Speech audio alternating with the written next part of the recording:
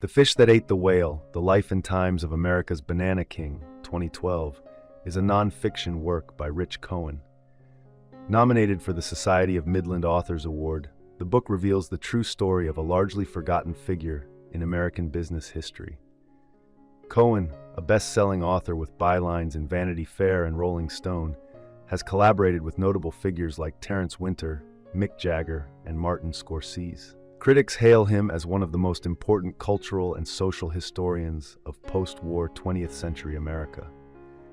This book tells the tale of Samuel the Banana Man Zemurray, who arrives in the United States in 1891 as a penniless Jewish immigrant.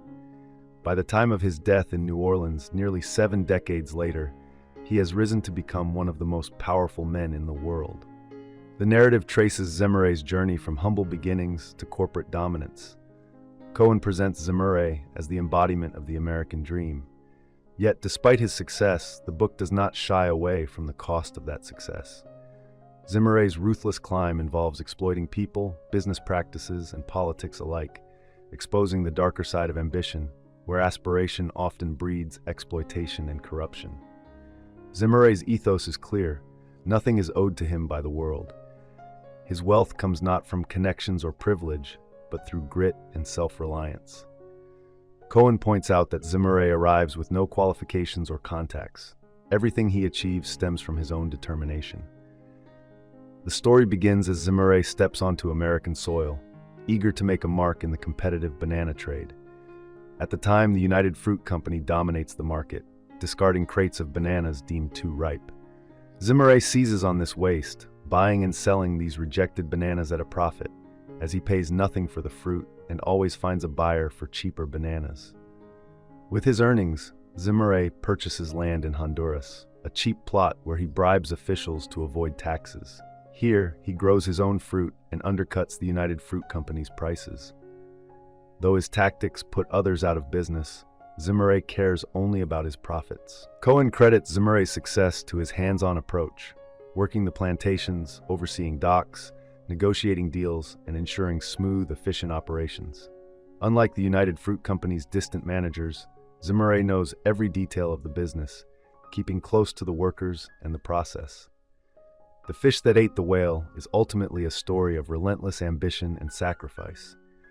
Zemurray pushes himself to the limit, physically, mentally, emotionally, in his quest to become a banana tycoon.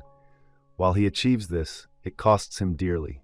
He remains isolated, never marries, and devotes his entire life to the company.